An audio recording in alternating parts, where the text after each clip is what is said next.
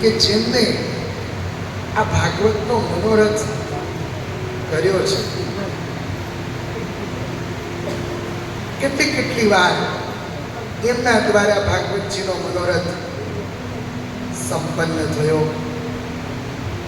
એટલે સૌથી પહેલો પરિવાર ખૂબ ભાગ્યશાળી છે કે દર સાલ નાનામાં નાના વ્યક્તિને પણ પોતે હરિદ્વારમાં ગંગા સ્નાન કરાવે છે.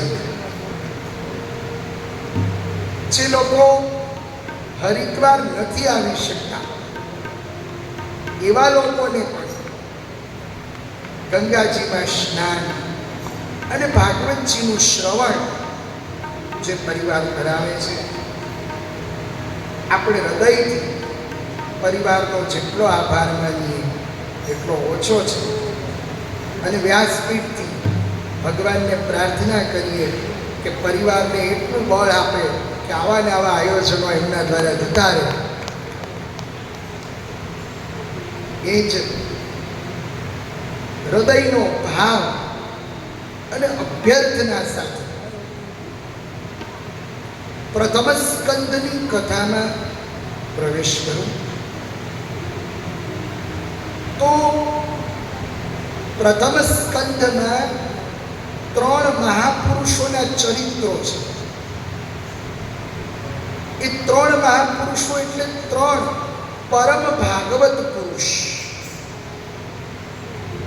3 પરમ ભાગવત પુરુષોના ચરિત્રો છે અને 3 પરમ ભાગવત સ્ત્રીઓના ચરિત્રો છે. અને 3 પરમ ભાગવત પુરુષો કયા કયા? પિતામહ ભીષ્મ, ધર્મરાજ યુધિષ્ઠિરજી અને વિદુરજી. આ 3 પરમ ભાગવત પુરુષો છે. તો 3 પરમ ભાગવત સ્ત્રીઓ પણ છે. તો ઉત્તરાજી, કુંતાજી અને દ્રૌપદીજી. આ 3 પરમ ભાગવત સ્ત્રીઓ છે.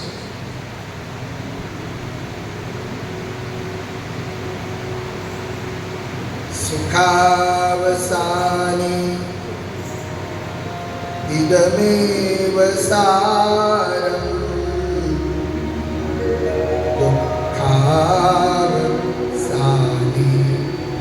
ઇદમેવ જ્ઞેયમ દેહાવસાને ઇદમેવ ચાપ્યમ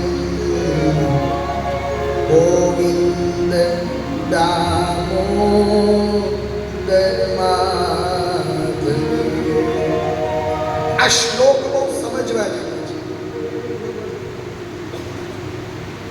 કે ભગવાનને કઈ કઈ અવસ્થામાં આપણે યાદ કરવા જોઈએ.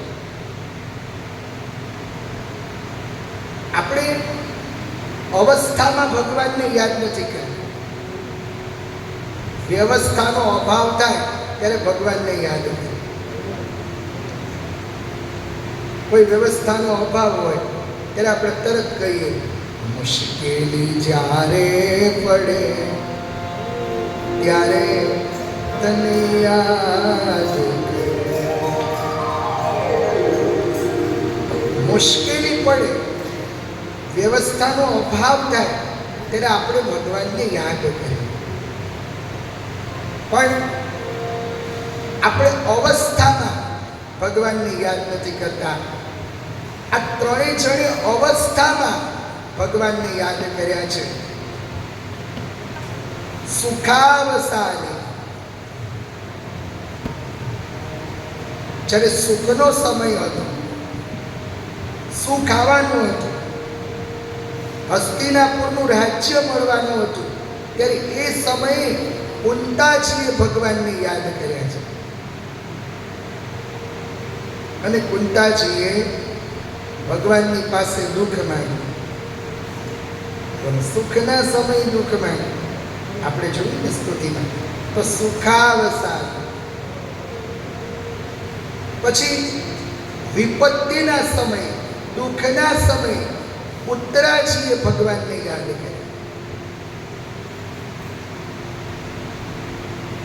ઉત્તરાજીની સ્તુતિ મને તમને સમજાવે છે કે જીવનમાં કોઈ પણ પરિસ્થિતિ આવે, જ્યાં ત્યાં જેના તેના પગ ન પકડશો.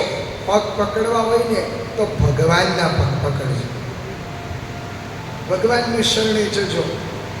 તમારું દુઃખ ભગવાનને કહેજો.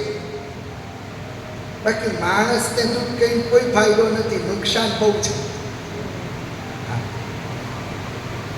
તમે દુઃખી હો, તમે રડો, એટલે તમને રડતા જોઈ એ રડે, તમને આટલી ઉપાધિ, ચડચડી આવી જાય. તો માણસનો તો સ્વભાવ છે કે રડી તમારી પાસેથી બધું દુઃખ જાણી લેશે. બીક વ્યક્તિનો સ્વભાવ છે કે તમારી પાસેથી રડી બધું દુઃખ જાણી લેશે અને હસી સમગ્ર જગતમાં દુઃખને જાહેર કરશે.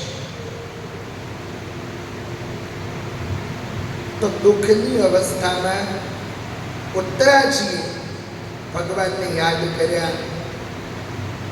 અને હવે જ્યારે મોત નજીક આવવાનું છે, મૃત્યુની ઘડી છે, ત્યારે મૃત્યુ સમયે ભીષ્મ પિતામહે ભગવાનને યાદ કર્યા છે.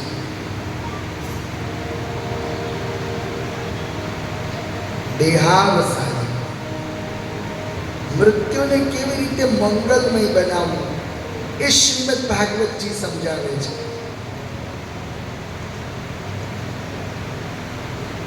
મૂકી દે જીવ ખટપટ ખટપટ, મૂકી દે જીવ ખટપટ ખટપટ. કાળની આગળ કોઈનું ન ચાલે, કાળની આગળ કોઈનું ન ચાલે. આજ જીવને જમડા લઈ જાય ઝટપટ, મૂકી દે જીવ ખટપટ ખટપટ મૂકી દે.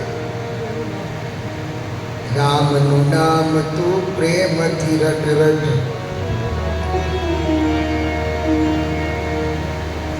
કાળની આગળ કોઈનું ન ચાલે, કાળની આગળ કોઈનું ન હાલે. જીવને જમડા લઈ જાય ઝટપટ, મૂકી દે જીવ ખટપટ ખટપટ.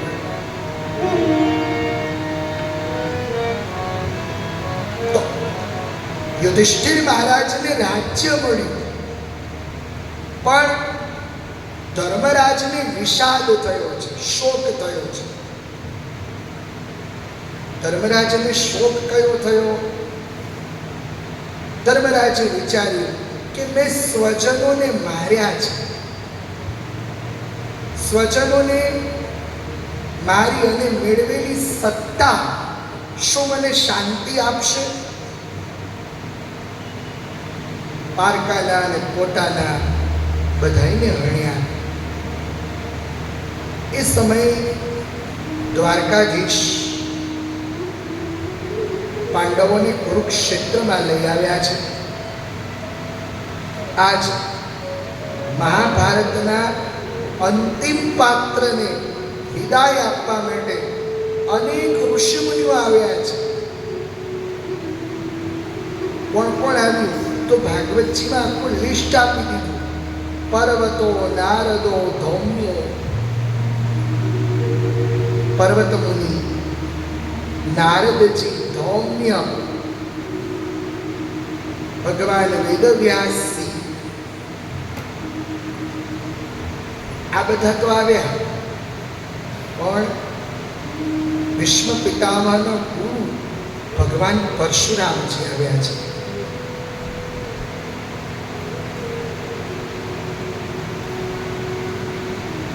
એ સમયે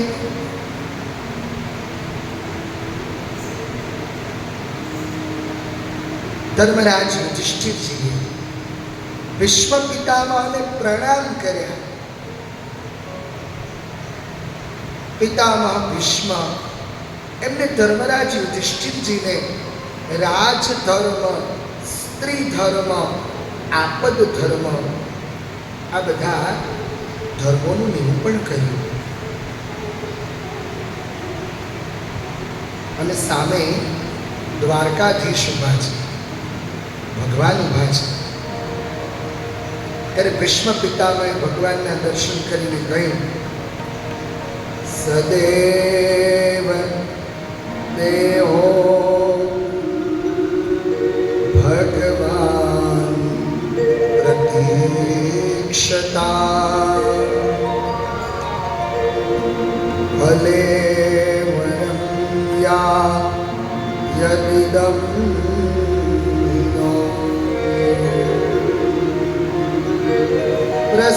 પ્રસન્નાસા ઋણલોચનૌ લસત મુખાંબુજો ધ્યાનપથ.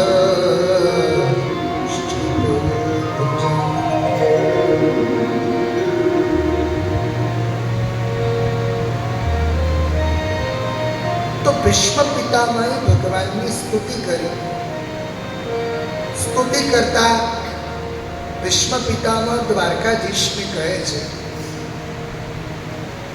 હે દ્વારકાધીશ, જ્યાં સુધી મારા પ્રાણ આ શરીરને છોડીને જાય નહીં ત્યાં સુધી હે કૃષ્ણ, તમે અહીંથી ક્યાંય જશો નહીં.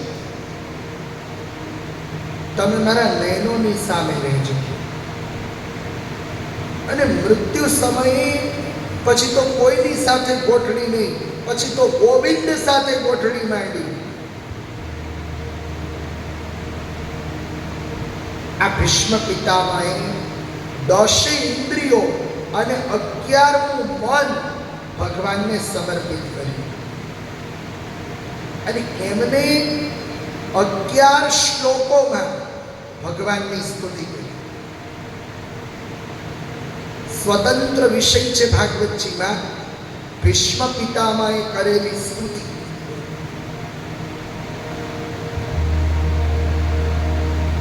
તો આપણે ગંગાજીના તટે બેઠા છીએ અને આ સમય બહુ સારો લીધો છે પરિવારે. અત્યારે છે ને ગંગા મૈયાની નવરાત્રિ ચાલે છે. જેઠ મહિનાની શુદ્ધ એકમથી શુદ્ધ દશમ આ દિવસો ગંગા મૈયાના પ્રાગટ્યના દિવસો છે. એટલે વિદ્વાનો ગંગા મૈયાની નવરાત્રિ પણ માને છે કે આ જેઠ મહિનામાં ગંગા ભૂતલ ઉપર આવ્યા અને અહીંયા ભાગવત ભાગીરથી ગંગા આવ્યા. કેટલો લાભ છે. તો પિતામહ ભીષ્મએ મન, વૃત્તિ, વાણી ભગવાનમાં જોડી અને એમને ખરા અર્થમાં 11 સફળ કરી.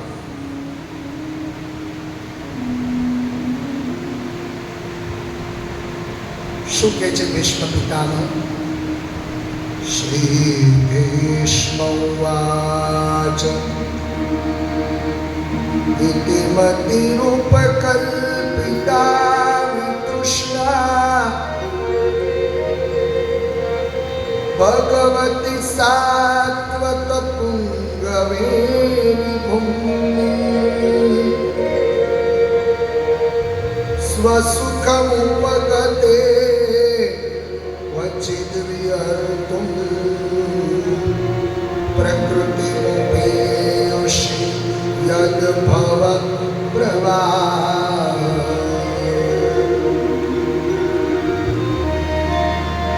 त्रिभुवन कमलं तवाल वर्णं रविकर गौरव रामबलं दधाने वपुरलककुला वृतारननाक्षं विजय सखे रतिरस्तु मे नः।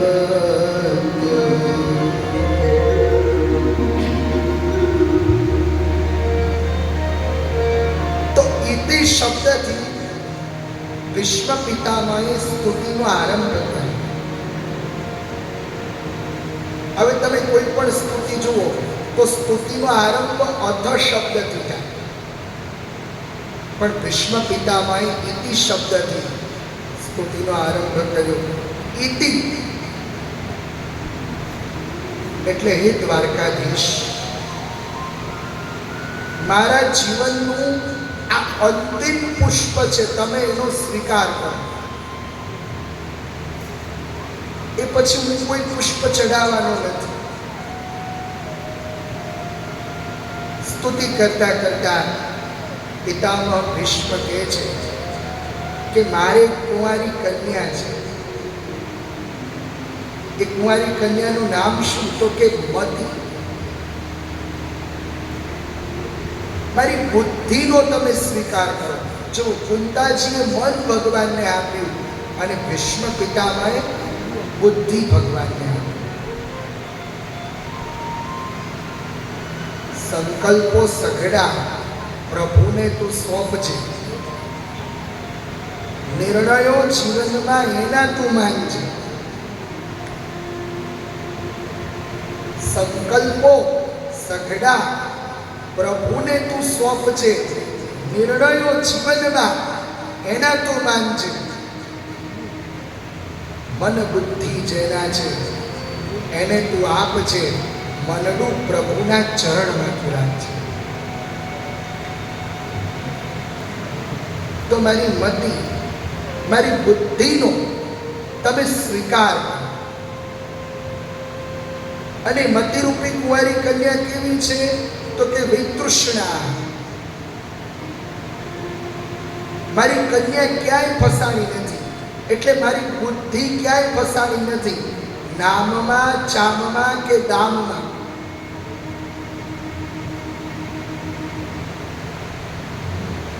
અને મારી બુદ્ધિ તમારા સ્વરૂપમાં આકર્ષિત થઈ છે. તમારું સ્વરૂપ કેવું છે? ત્રિભુવન સૌંદર્ય તમારું સ્વરૂપ. તમાલ વરણ છે, પીતાંબરો ધારણ કર્યા છે. એવા હે પાર્થના સખા, મને વારંવાર તમારા ચરણ કમળોમાં રતિ થશે.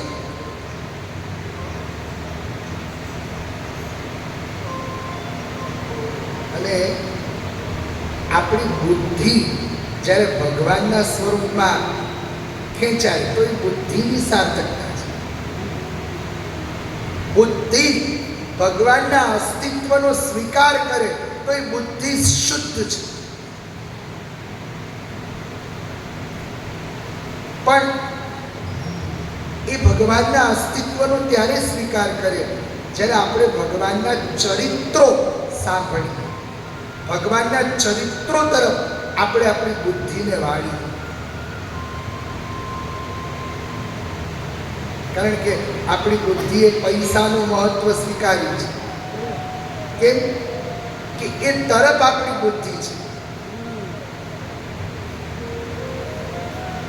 તો જે તરફ બુદ્ધિને વાળો એ તરફ બુદ્ધિ અને મન તમારા વળે. તમે એને ભગવાનની વાતો કરો તો એ ભગવાનની વાતો સાંભળે, એનું મન એમાં લાગે. અને તમે કોઈ હિન્દી પિક્ચરનું ગીત સંભળાવો તો એમાં લાગે.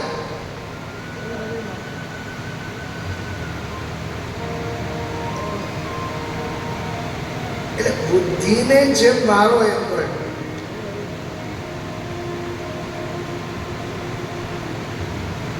તો ભીષ્મ પિતામહ કહે છે મારી બુદ્ધિ ક્યાંય ફસાણી નથી, તમારામાં જ મારી બુદ્ધિ લાગેલી છે, મારી મતિ તમારા સ્વરૂપમાં આકર્ષિત છે. તમારું સ્વરૂપ કેવું છે? ત્રિભુવન સૌંદર્ય તમારું સ્વરૂપ છે. તમાલ વર્ણ છે, પીતાંબરો ધારણ કર્યા છે. એક તો તેરે હોઠ दूसरा लाली लसी,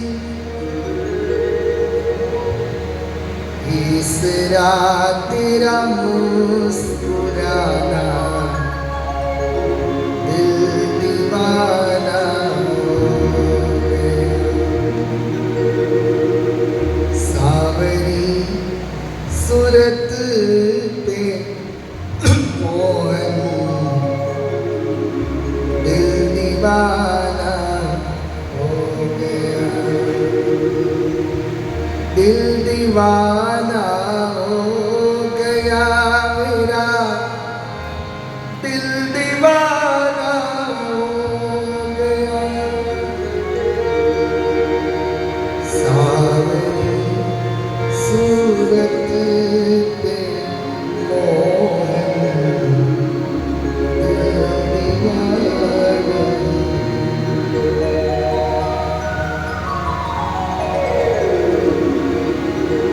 એકવાર આ મન ભગવાનના સ્વરૂપમાં જાય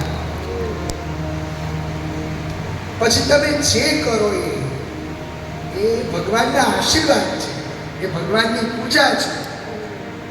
પણ આપણું મન, આપણી બુદ્ધિ ત્યાં લાગવી છે. આજે મને એક પ્રસંગ યાદ આવે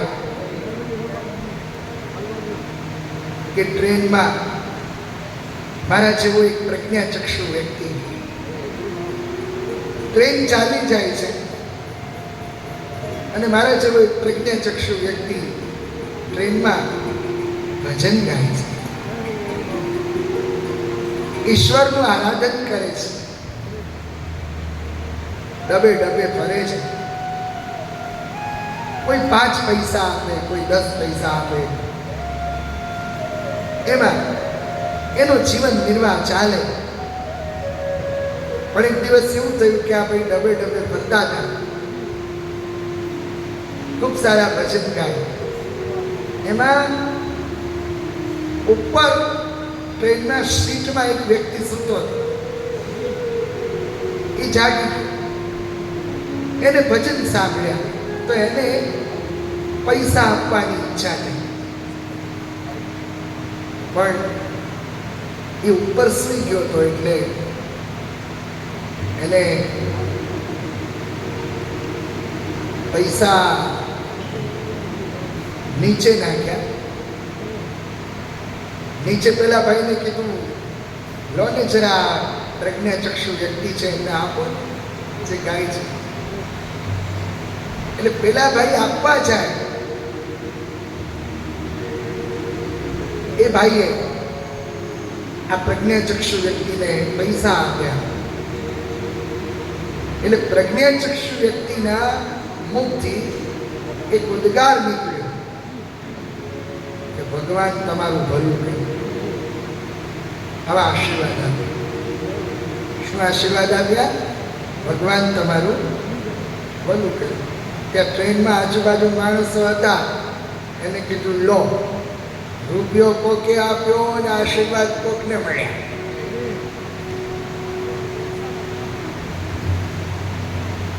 ત્યારે એ વ્યક્તિ એક જ જવાબ આપ્યો કે ભાઈઓ, હું વર્ષોથી આ રેલવેના ડબ્બામાં ભજન કરું છું. એક વસ્તુ સાંભળી લો, કદાચ હું આંધળો હોઈશ, પણ મારી દુઆ કોઈ દિવસ આંધળી નથી.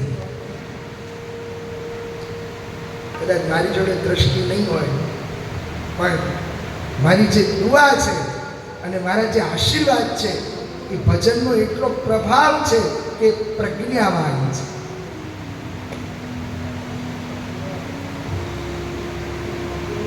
તો જ્યારે મન ભગવાનમાં લાગે, તમારું સ્વરૂપ કેવું છે, સ્વરૂપનું વર્ણન કર્યું. પછી ભીષ્મ પિતામહ કહે છે કે મારી મતિરૂપી કુંવારી કન્યા તમારા શૌર્યમાં આકર્ષિત થઈ છે. તમારું શૌર્ય કેવું છે? યુધિતુર કરજો વિધુમ્ર વિશ્વ. કુરુક્ષેત્રના રણ મેદાનમાં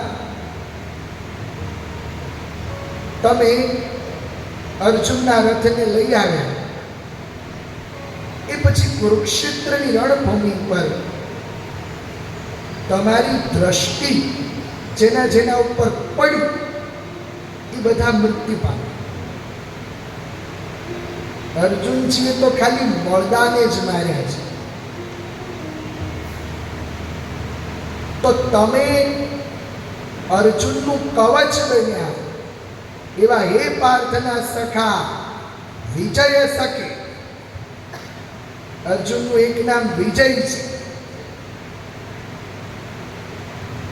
વિજય સખે રતિરસ્તુ મેન વદ્ય.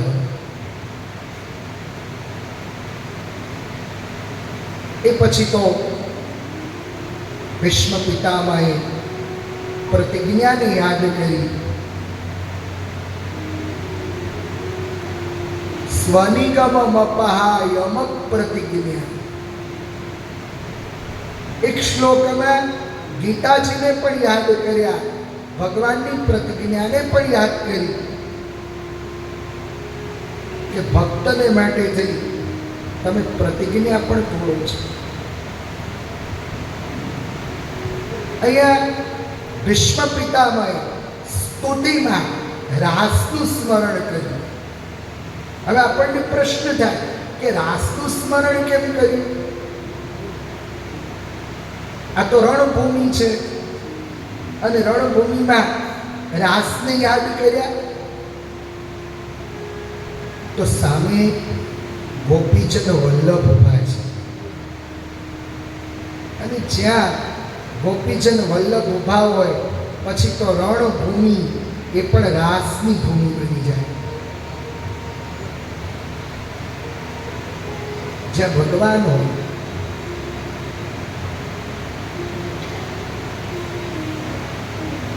તો ભીષ્મ પિતામહે મનવૃત્તિ વાણી ભગવાનમાં જોડી એમને દેહત્યાગ કર્યો. યુધિષ્ઠિરમ કારયિત્વા મુહૂર્તમ દુઃખિતો ભવત.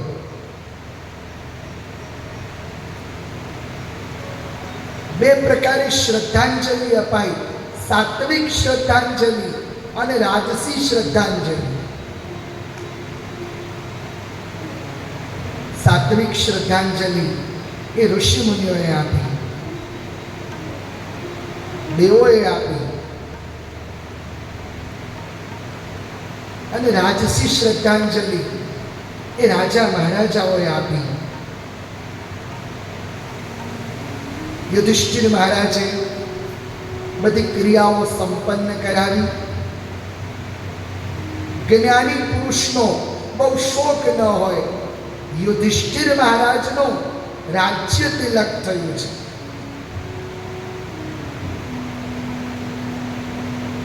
ભગવાન કૃષ્ણ વિચારે છે કે મારે પણ હવે અહીંયા બહુ રહેવું ન જોઈએ, મારે પણ દ્વારિકા જવું જોઈએ. ભગવાને દ્વારિકા જવાની તૈયારી કરી. આજ કોઈને ગમતું નથી. ઘણો સમય કૃષ્ણ પાંડવો સાથે અને હસ્તિનાપુરના પ્રજાજનો સાથે રહ્યા. બધા રડે છે.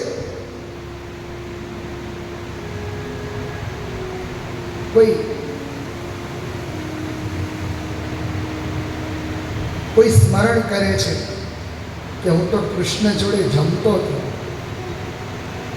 કોઈ ભોજનને યાદ કરીને રડે.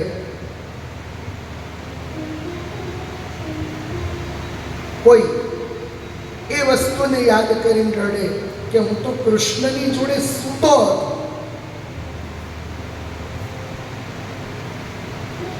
કોઈ એ વસ્તુને યાદ કરીને રડે કે મને તો રોજ ભગવાનના દર્શન થતા હતા. દર્શના સ્પર્શ સંલાપ શયનાશન ભોજની.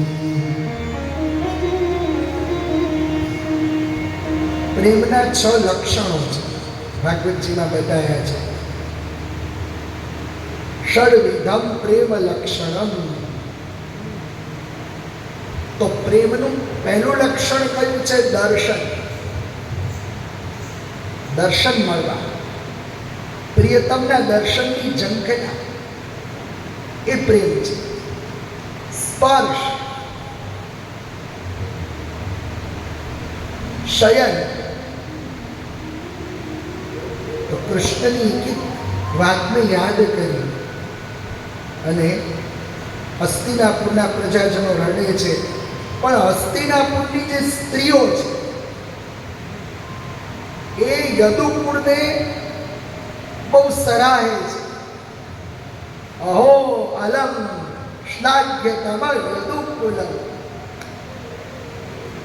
આ યદુકુળ ખરેખર ધન્ય છે. દ્વારિકા ખરેખર ધન્ય છે. અને આજે કોણ કોણ રડ્યા છે? સુભદ્રા, દ્રૌપદી, કુંતી, વિરાટી, તનયા તથા ગાંધારી, ધૃતરાષ્ટ્રશ્ચ યુયુત્સુ ગૌતમો.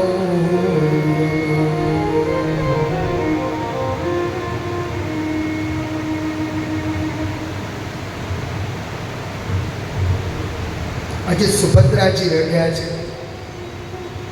કૃષ્ણ જાય છે. કુંતાજી રડ્યા છે, દ્રૌપદીની આંખમાં આંસુ આવ્યા છે. દ્રૌપદી એ પ્રસંગને યાદ કરીને રડ્યા કે ભરી સભામાં જેને મારી આબરૂ બચાવી હતી, લાજ બચાવી હતી,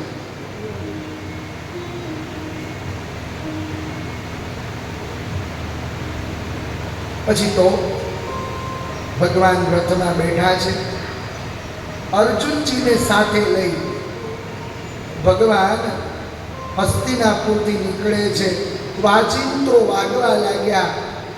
પૂરુ, જાંગલ, આ બધા દેશોને પસાર કરતા કરતા ભગવાન દ્વારિકામાં પહોંચ્યા છે.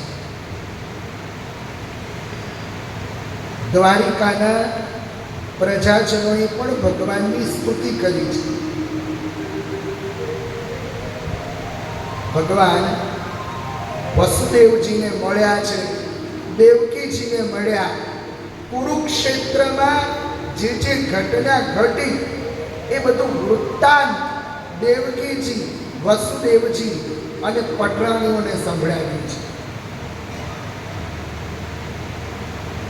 આ બાજુ સૂતજી યુધિષ્ઠિર મહારાજની રાજ્ય વ્યવસ્થાનું વર્ણન કરે છે. ધર્મરાજ યુધિષ્ઠિરજીએ બીજું રામ રાજ્ય સ્થાપી દીધું હતું.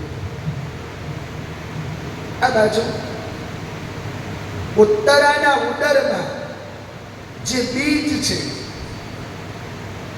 જેની રક્ષા સ્વયં ભગવાન દ્વારકાધીશે કરી, એ પરમ ભાગવત પરીક્ષિત મહારાજનો જન્મ થયો છે.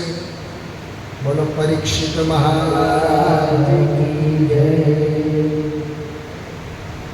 વૈદજ્ઞ દૈવજ્ઞ બ્રાહ્મણો આવ્યા, જાતકર્મ સંસ્કાર કર્યો છે. બાળકનું નામ પરીક્ષિત રાખ્યું, કારણ કે એ જ્યારે જન્મ્યો ત્યારે નિરીક્ષણ કરતો હતો કે જે સ્વરૂપ મેં માના ઉદરમાં જોયું એ સ્વરૂપ ક્યાં છે.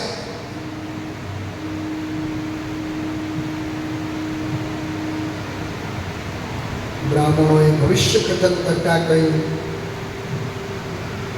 સીબી જેવો ઉદાર થશે, પિતામહ જેવો સામ્ય થશે, ધનુર્ધારીઓમાં બંને અર્જુન જેવો થશે, ભગવાન શ્રી રામજી જેવો ધર્માત્મા પ્રજાપાલક થશે, પણ બ્રાહ્મણ શ્રાપથી સર્પદંશથી એનું મૃત્યુ થશે.